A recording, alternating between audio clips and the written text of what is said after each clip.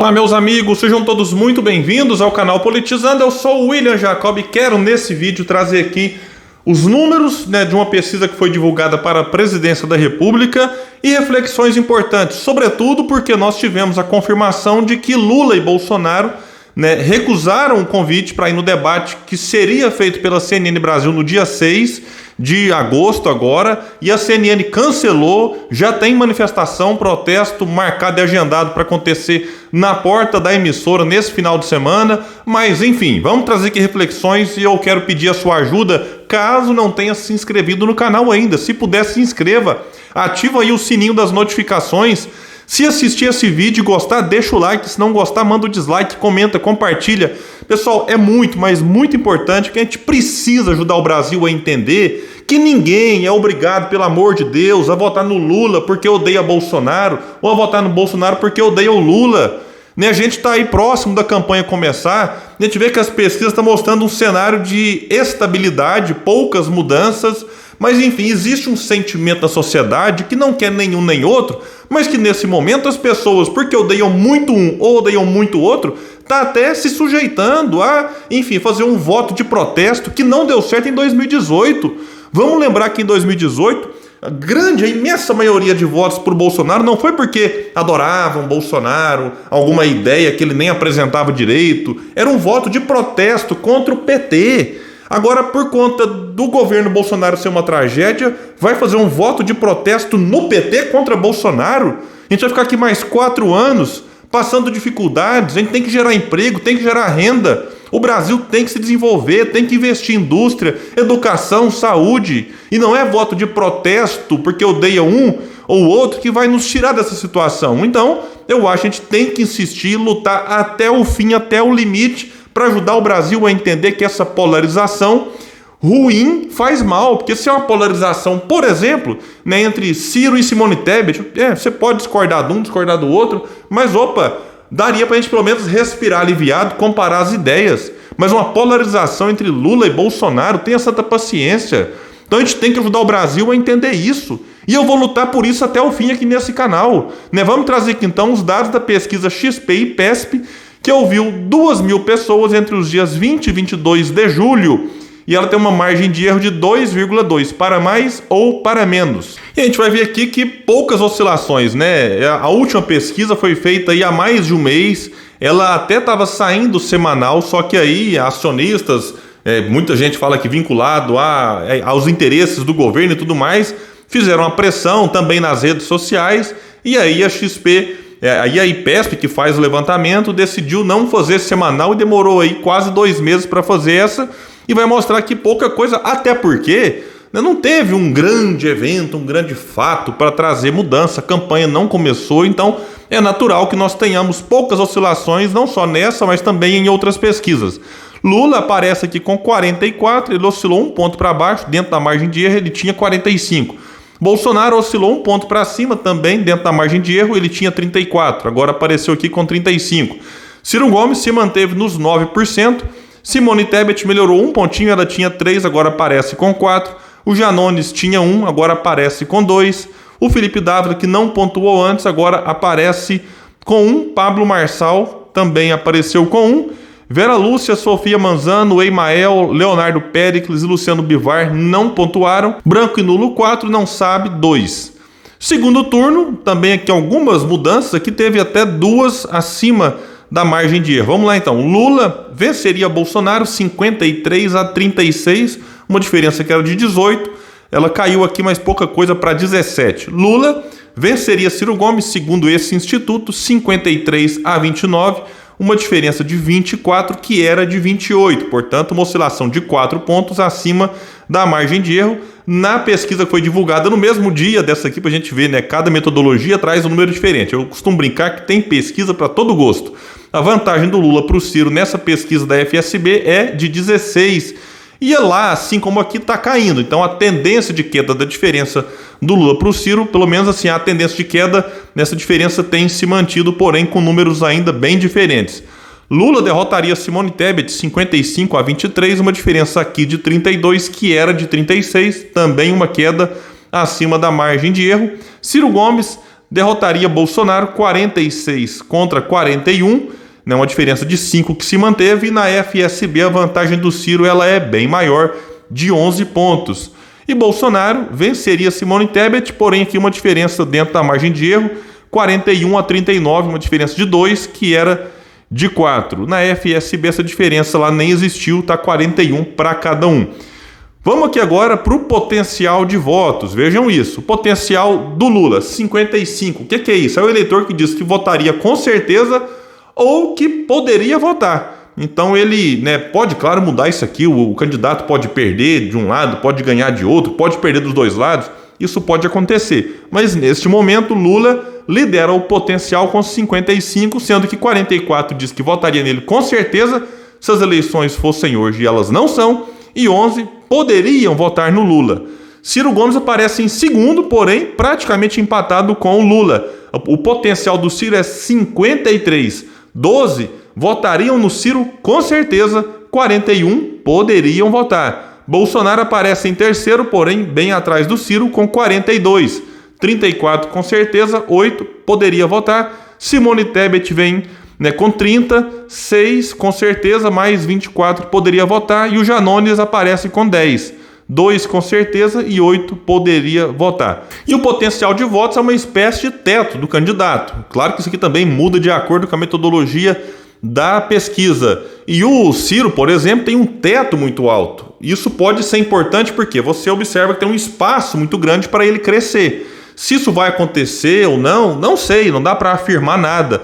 Mas o Ciro tem um potencial de votos altíssimo, é o tipo de eleitor que fala, olha, eu gosto dele, considero ele um candidato preparado, muito bom e tal, mas nesse momento eu tô com o Lula, ou tô com o Bolsonaro, ou tô com a Simone, com o Janones, ou tô votando nulo, mas o potencial indica que o Ciro pode receber, né, um voto que ainda não está com ele. E tem muita gente, basta você conversar com as pessoas, você percebe muita gente simpática à candidatura do Ciro, mas que por um motivo ou outro ainda não declara voto nele, pode ser que declare mais para frente. Então o teto do Ciro é muito alto, já o do Bolsonaro é muito baixo. Por isso que o Lula sempre preferiu ir para o segundo turno com o Bolsonaro. A rejeição dele, eu vou falar para vocês daqui a pouco, é de 58%. Então alguém que tem essa rejeição, né, dificilmente consegue se eleger ou se reeleger. Então o teto baixo de Bolsonaro acaba, né, ajudando quem eventualmente for contra Bolsonaro no segundo turno.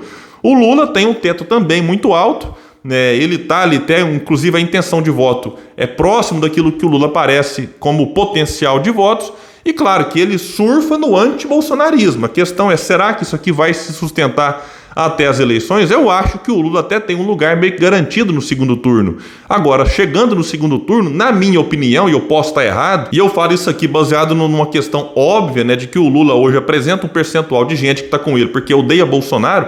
Sem Bolsonaro no segundo turno, o Lula teria que enfrentar candidatos como Ciro, Simone Tebet ou um outro nome que poderiam ter em torno de si um apoio maior, né? E o potencial de votos do Ciro, por exemplo, é muito alto, e eu já conversei com muitas pessoas que falam, olha, eu voto no Lula no primeiro turno, mas no segundo, se for Lula e Ciro, eu voto no Ciro. Por quê? Porque o voto de alguns, nesse momento, isso pode mudar, é simplesmente para derrotar Bolsonaro, mas sem Bolsonaro no segundo, o Lula, né, teria maiores dificuldades. Vamos ver, e o desafio do Ciro é justamente o que ele fala de quebrar a polarização, porque quebrando, indo para o segundo turno, eu acho que o Ciro sairá vencedor. Simone Tebet e Janones tem um teto também muito baixo. O detalhe é que na medida em que a campanha se aproxima, em que eles ficam mais conhecidos, esse teto, né, o potencial de votos não tem aumentado. Vamos falar agora da rejeição. Bolsonaro lidera disparado com 58, ele até melhorou um ponto dentro da margem de erro. Lula manteve a rejeição de antes, 43, Ciro Gomes também manteve 40. Então, dos candidatos aqui, digamos assim, mais competitivos, Ciro Gomes é o que tem a menor rejeição deles. Janones aparece com a mesma do Ciro, ele tinha até 34, aumentou 6 pontos a rejeição ao Janones, e mesmo sendo um candidato bem menos conhecido, aparece aqui empatado com o Ciro na rejeição. Simone Tebet também piorou, ela tinha 31, agora aparece com 35. E falando rapidamente dos candidatos, Lula está aí, se apresenta como a grande salvação da democracia, mas está fugindo dos debates, como eu disse no começo, de forma vergonhosa, né? É um negócio quase inacreditável. Eu quero fazer um vídeo especial sobre isso. Lula, né, não confirmou presença no primeiro debate que seria feito pela CNN no dia 6 de agosto. né? E aí debates que fazem parte do processo democrático, que eu acho que são assim uma forma de você valorizar a própria democracia, mas o grande democrata Lula não vai no primeiro debate, que inclusive foi desmarcado pela CNN. Só lembrando que o Lula da cadeia em 2018 entrou na justiça para participar do debate. Agora que está livre, não vai. O Haddad, em 2018, criticava o Bolsonaro por não ir aos debates, mesmo tendo já condições, enfim, recuperado ali da questão da facada. Agora o Haddad certamente vai arrumar uma desculpa, vai passar um pano, vai ser cúmplice dessa vergonha que o senhor Lula está, né, promovendo junto com Jair Bolsonaro, que também não vai nesse debate, não sei se eles vão em outros, e o Bolsonaro está aí, em segundo lugar, também não vai nos debates. É assim, uma rejeição altíssima, uma rejeição cá entre nós, né, que ele faz por merecer. O governo é muito ruim, inflação, queda na renda, para onde você olha, o PGR é uma vergonha, o Aras arquivando tudo que manda lá, né, de denúncia contra o presidente, do outro lado o Lira engavetando tudo que é de pedido de impeachment. Então realmente Bolsonaro, a luta dele é para se manter no poder, né? Não é uma luta para de fato melhorar o país. Não adianta falar que o STF não deixa governar. Mentira, né? Me digam aqui uma medida do STF que de fato, nossa, isso aqui prejudicou o Brasil. Não tem. Você pode, eu acho sim que o STF comete excessos, que o STF às vezes mete os pés pelas mãos num ou outro assunto, mas falar assim que o STF é o responsável, não é. O Congresso está na mão do Bolsonaro com orçamento secreto, com emenda de relator, que é uma vergonha. E atenção, bolsonarista, eu faço aqui um desafio: saia da sua bolha, do seu grupinho de WhatsApp e tente achar alguém que votou no Haddad, no Ciro, em algum outro candidato em 2018 e que agora fala: nossa, que governo maravilhoso, tô gostando demais do Brasil com Bolsonaro e vou votar no presidente. Não acha? Eu nunca achei um eleitor que não votou no Bolsonaro e que agora queira votar. Eu até acho alguns que ainda estão com Bolsonaro e que votaram nele, mas eu acho muita gente também nas ruas conversando, né, que o quê? Votaram no Bolsonaro, se arrependeram e estão dispostos a votar até no Lula, né, contra Bolsonaro. Mas tem muita gente também que, enfim, tá atento a um outro nome, às vezes até tá com Bolsonaro, mas tapando o nariz, não consegue mais justificar, não consegue mais ser cúmplice desse desgoverno e tá só esperando uma terceira, né, chamada terceira via, alternativa, um terceiro nome surgir para desembarcar do Bolsonaro e ir para esse outro nome. Então,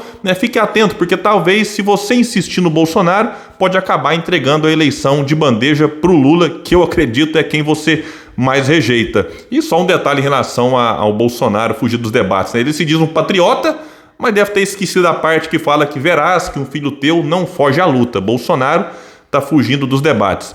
O Ciro, nessa pesquisa, apareceu estagnado, ali próximo dos 2 dígitos, melhorou no cenário contra o Lula e, para mim, como eu disse, seria o candidato mais forte para derrotar o ex-presidente no eventual segundo turno. Quebrar essa polarização não é fácil, não é simples, mas como o Ciro disse bem, é uma barragem artificial cheia de rachaduras que, se você acertar, ela rompe. E o Ciro é quem está melhor colocado para se beneficiar desse possível rompimento. Ele está em terceiro em todas as pesquisas, bem à frente da quarta colocada, que é a Simone Tebet ou o Janones, depende da pesquisa.